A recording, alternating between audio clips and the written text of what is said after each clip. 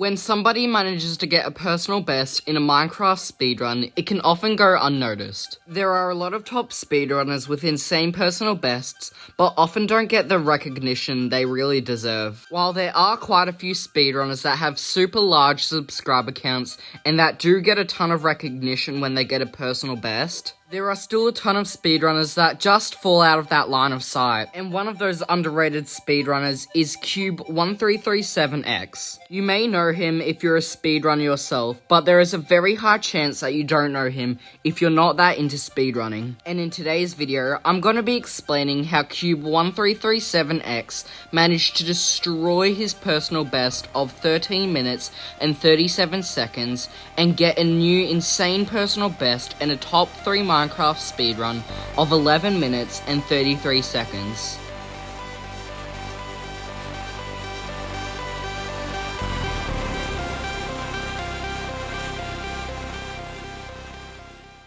As Cube loads into his world, he loads into a plains biome with a nearby savanna biome. In that savanna biome, he sees a nearby village that happens to have a blacksmith in it. If you're unfamiliar with the fact that acacia villages have blacksmiths, don't worry, because a lot of people are as well, as they are really rare. Knowing this, Cube decides to play out the run, going to the first house he sees, getting a bed and 4 pieces of bread. He then heads to the blacksmith and manages to get 3 more bread, which is 7 in total, some apples, an iron pickaxe, an iron sword, and an iron helmet. After contemplating for a little bit, he decides to play out the run and get some wood so he can craft a crafting table and some sticks for the tools. He then digs down into the ground and gets 4 pieces of stone so he can craft a stone axe and a stone shovel. He then finds a nearby golem and hits it so he can aggravate it so he can kill it for some iron. He then builds up, and after a few critical hits with his axe, he manages to kill the iron golem. He uses the iron to get so he can make a bucket and then proceeds to get some more hay bales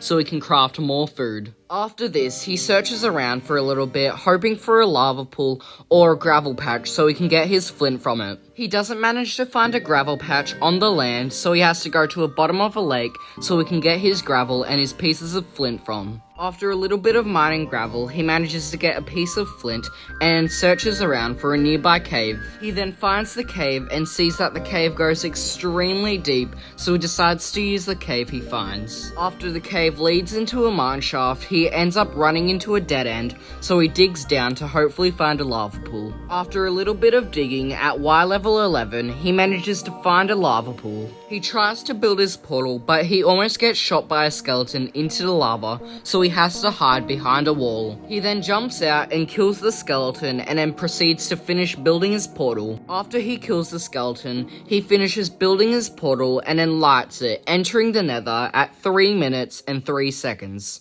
When Cube enters the nether, he spawns in with his portal right on the wall of a bastion. He then searches around the nether for a few seconds, hoping to maybe find a fortress, but then manages to find another bastion. You might be thinking that this is absolutely insane, which it is, but it's not good for a speedrun. This is bad because in the nether, there are things called quadrants, and only one structure can spawn in each quadrant. Because Cube spawned near the center of the nether, it means he can see all 4 quadrants at once. And because he spawned right next to a bastion, it means that quadrant can't spawn a fortress or another bastion. And because he saw a bastion in the quadrant right next to him, that means 2 of the 4 quadrants that he can see are already filled up with structures. This means there is a much less chance of having a fortress nearby. With this, Cube works out the bastion that he's going to is a treasure bastion. He then mines through the ceiling of the nether into the lava gap of the bastion. He then proceeds to build up to the gold blocks on the bridge,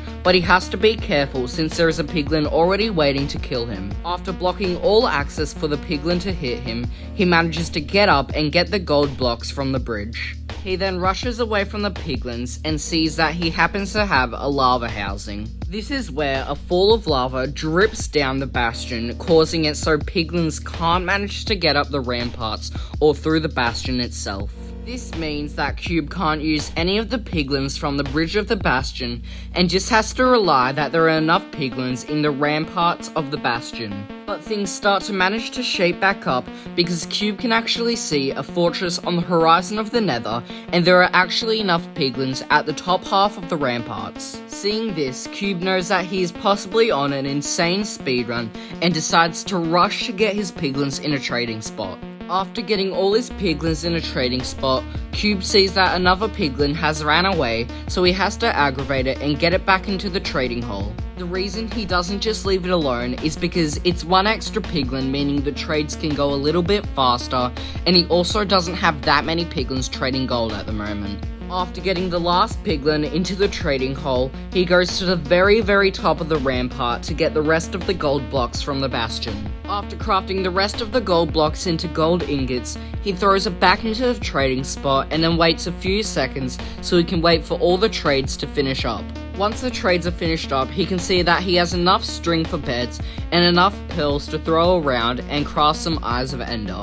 After this, he can start heading to the fortress with the pearls that he acquired from the Bastion and leaves the Bastion at 6 minutes and 10 seconds. He then throws 3 pearls in total to reach the fortress, where he can see that the blaze spawner is unfortunately filled with lava. He goes to the blaze spawner because he sees that one of the blazes have already spawned, so he kills that, but doesn't decide to use the blaze spawner anymore since it is covered in lava. Instead, he decides to search around the fortress for some stray blazes that he can kill. After searching around the fortress for a little bit, he finds a group of stray blazes and kills them and gets a few rods. After searching for a few more seconds, he doesn't manage to find any more stray blazes, so he decides to go to the second blaze spawner nearby. He unfortunately has to wait a few minutes because he has to wait 3 cycles to get all his rods. The reason for this is because the first 2 cycles, he only manages to get 1 blaze from each cycle. The third cycle's a little bit more lucky, where he manages to get a few more blazes and then manages to leave the fortress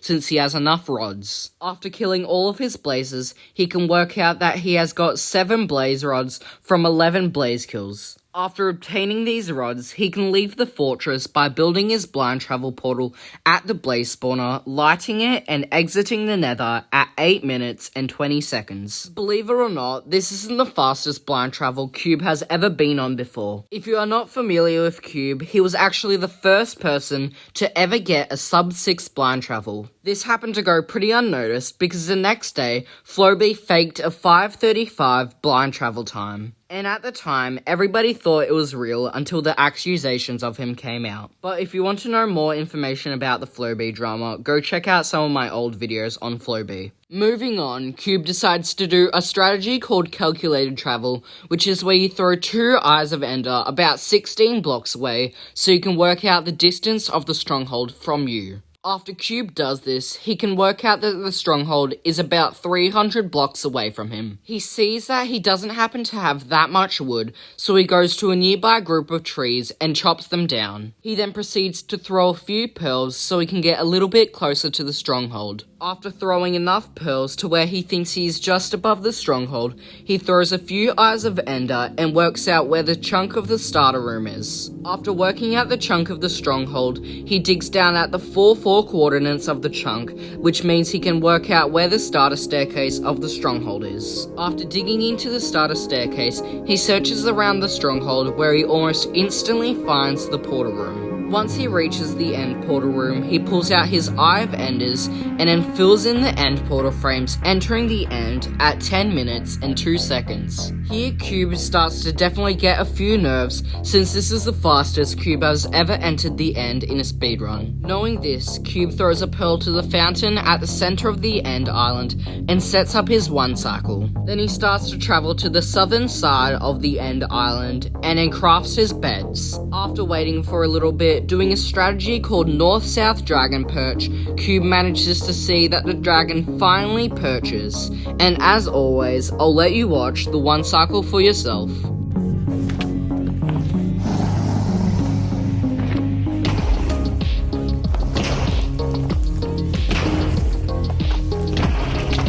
Oh my god, dude. Holy fuck, my guy. Oh my god. Let's fucking go, dude. Oh my god. Congratulations to Cube1337x on his new insane top 15 Minecraft speedrun personal best of 11 minutes and 30 seconds. As always, if you haven't already, go check out Cube1337. His channel link will be in the description, and I really recommend that you go check him out. And if you liked my analysis enough, consider subscribing to me too, as I'm trying to hit 500 subscribers by the end of the year, and I can't do it without your guys' help. Thanks for watching, I hope you enjoyed, and I hope I see you in the next video. Goodbye everyone.